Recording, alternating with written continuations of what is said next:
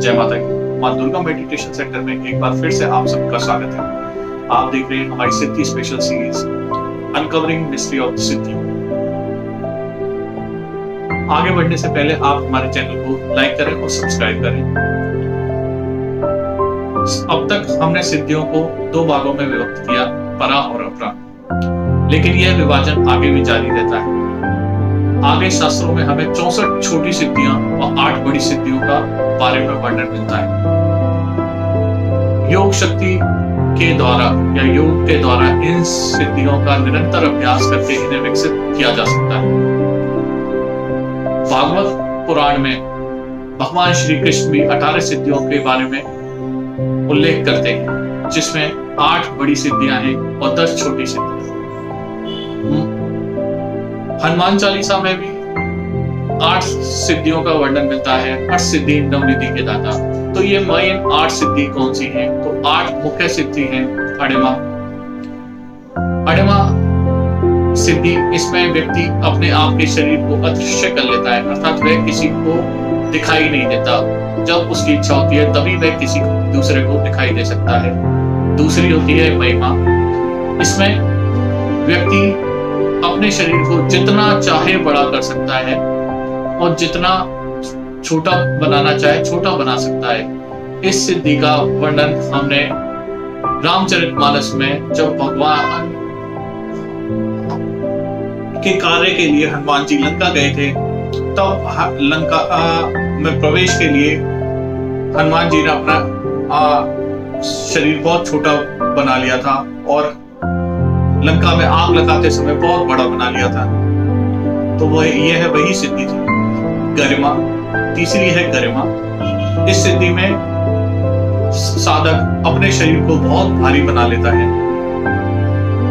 चौथी है लघिमा। इसमें साधक अपने शरीर को जितना हल्का बनाना चाहे हल्का बना लेता है।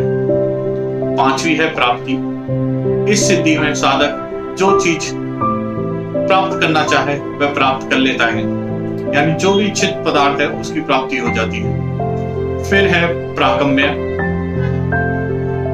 इसमें साधक आकाश में उड़ सकता है, पृथ्वी में समा सकता है।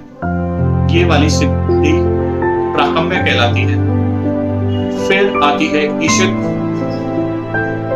जिसमें साधक को सब पर शासन करने का सामर्थ्य प्राप्त होता है। और 8वीं सिद्धि है वशिष्ठ। वशिष्ठ सिद्धि से दूसरों को वश में किया जा सकता है। इसके अलावा भागवत पुराण में 10 गौण सिद्धियों का भी वर्णन मिलता है, जो इस प्रकार है। अनुमित, दुष्रूप, दूरदर्शन, मनोज, कामरूपम, प्रकार वशम, स्वच्छंद मृत्यु, देवना से क्रीड़ा अनुदर्शनम, यथा संकल्प सिद्धि, आज्ञा प्रति है गति। इसका भी वर्णन भगवत पुराण में मिलता है। इसके अलावा योग में 16 प्रकार की सिद्धियां के बारे में भी हमको बताया गया है, जो इस प्रकार है। वाक सिद्धि, इसमें साधक जो भी वचन बोले वो व्यवहार में पूर्ण हो जाते हैं। वे वचन कभी व्यर्थ नहीं जाते और प्रत्येक शब्द का महत्वपूर्ण अर्थ हो। वाक सिद्धि युक्त व्यक्ति श्राप भी दे सकता है और वरदान भी दे सकता है और उसके वाक्य सिद्ध हो जाते हैं। दूसरा है दिव्य दृष्टि। दिव्य दृष्टि से तात्पर्य जिस व्यक्ति के संबंध में भी चिंतन कर ले उसका भूत, भविष्य, वर्तमान सामने आ जा सकता है, और कौन सी घटनाएं हो चुकी हैं और कौन सी घटनाएं होने वाली हैं ये भी साधक को दिख जाती है। आजकल नेट पे दिव्य दृष्टि को लेकर बहुत सारी वीडियोस हैं, जिसमें साधकों को बहुत ज्यादा इस दिव्य दृष्टि प्राप्त करने का क्रेज है। इसमें एक बात मैं और ऐड करना चाहता हूँ कि दिव्य दृष्टि का जो स्तर होता है वो साधक के अनुसार होता है। ऐसा नहीं होता कि हर साधक को तीनों काल दिख जाएं।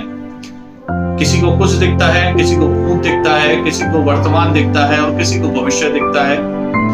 तो ये साधक की साधना के ऊपर होता है, जो धीरे धीरे धीरे होता है और जिसका उच्चतम स्तर होती है त्रिकालदर्शी, यानी जब तीनों चीजें दिखने लग जाती हैं। तीसरा है प्रज्ञा सिद्धि। प्रज्ञा सिद्धि के तात्पर्य है मेगा अर्थात स्मरण शक्ति से, स्मरण शक्ति, बुद्धि, ज्ञान इत्यादि। यानी उस व्यक्ति को बहुत सारे विषय जो अपनी बुद्धि में समेट लेता है, अभूतपूर्व ज्ञान होता है जिसको। चौथी है दूर श्रवण सिद्धि। यह सिद्धि भूतकाल में कोई भी घटना घटित हो, वार्तालाप को पुनः सुन सकते हैं, यानी आप उसको दोबारा सुन सकते हैं। यानी आपने अगर अपने घर में कुछ बात की है तो साधक उस बात को सुन सकता है, यानी कितना भी पुरानी बातें हो। पांचवा है जल गमन सिद्धि। इसमें साधक जल के ऊपर ऐसे चल सकता है जैसे स्थल पर विचरण कर रहा हो। वायु गमन सिद्धि। इस सिद्धि का तात्पर्य ये होता है शरीर सूक्ष्म रूप में परिवर्तित करके वायु की गति से गमन कर सकता है और एक स्थान से दूसरे स्थान पर तत्काल जा सकता है। फिर है अदृश्यकरण सिद्धि। इसमें स्थूल शरीर को सूक्ष्म शरीर में परिवर्तित कर अपने आप को अदृश्य कर लिया जाता है। यह स्वयं की इच्छा के बिना दूसरा उसे नहीं देख पाता। फिर है विषयों का सिद्धि।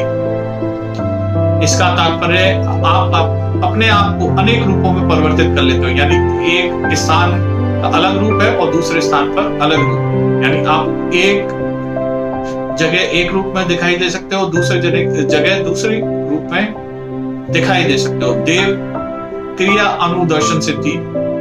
इसका पूर्ण ज्ञान होने पर आप विभिन्न देवी देवताओं से बात कर सकते हो, उनके साथ रह सकते हो, सहचर्य प्राप्त कर सकते हो और उन्हें अनुकूल बनाकर उनसे उचित कार्य भी करवा सकते हो। 10वीं है कायाकल्प सिद्धि। इसका प्रभाव यह होता है कि साधक के शरीर में परिवर्तन समय के प्रभाव से देह जब जर्जर हो जाती है तो इस सिद्धि से वह हमेशा ही जवान रह सकता है, यानी वो अपनी जर्जर काया को बदल सकता है। 11वीं है सम्मोहन सिद्धि। इससे आप किसी का भी सम्मोहन कर सकते हो, पशु, पक्षी, प्रकृति, किसी भी चीज का। तो ये बहुत ही अद्भुत सिद्धि है। 12वीं है गुरुत्व सिद्धि। इससे प्राप्त साधक गरिमावान होता है, यानी उसमें ज्ञान का भंडार होता है और उस ज्ञान को देने की क्षमता भी होती है। 13वीं है पूर्ण पुरुष सिद्धि। इसका तात्पर्य है कि पराक्रमी और निडर, यानी साधक पराक्रमी भी हो जाता है और निडर भी हो जाता है। श्री कृष्ण भगवान में यह गुण 12 काल से ही विद्यमान था। 14वीं है सर्व गुण संपन्न सिद्धि। जितने भी संसार में गुण हैं सभी उस व्यक्ति में समाहित होते हैं, जैसे दया, दृढ़ता, ऊर्ज, बल, तेजस्विता इत्यादि। इन गुणों के कारण सारे विश्व में श्रेष्ठ बन जाता है और यह विशिष्ट कार्य करके संसार में लोकहित और जन कल्याण करता है। 15वीं है इच्छा मृत्यु सिद्धि। इसमें साधक को अपनी इच्छा के अनुसार मृत्यु को प्राप्त करने की सिद्धि होती है, यानी उसे कोई किसी प्रकार का कोई बंधन नहीं बांध सकता और वह जब चाहे अपने शरीर को त्याग कर नया शरीर ग्रहण कर सकता है। अनुमेय सिद्धि। इसका अर्थ है कि भूख, प्यास, सर्दी, गर्मी, भावना, दुर्भावना का कोई प्रभाव नहीं होता। साधक सदा इन सब चीजों को कंट्रोल कर एक सा रह सकता है। यह 16 प्रकार की सिद्धियां भी योग में वर्णित मिलता है। इन सिद्धियों का मूल उद्देश्य जन कल्याण होता है, लेकिन आजकल कलयुग में है लोग सिद्धियां केवल अपने निजी स्वार्थों की पूर्ति के लिए प्राप्त करना चाहते हैं, जिसके कारण इन सिद्धियों का दुरुपयोग भी बढ़ गया है। इसके अलावा सिद्धियां चक्रों पर ध्यान केंद्रित करके भी प्राप्त की जा सकती हैं। 7 चक्र जो हमारे शरीर में स्थित होते हैं उन सब की अलग अलग सिद्धियां होती हैं, जिनको प्राप्त करने के लिए हम चक्रों को जागृत कर उन्हें प्राप्त कर सकते हैं। भगवद गीता में भगवान श्री कृष्ण कहते हैं कि कर्मण्येवाधिकारस्य मा फलेषु तदात्मजन मा फल हेतु पूर्वा ते संगो स्वत कर्माणि। अर्थात कर्म पर ही तुम्हारा अधिकार है, फल पर कभी नहीं।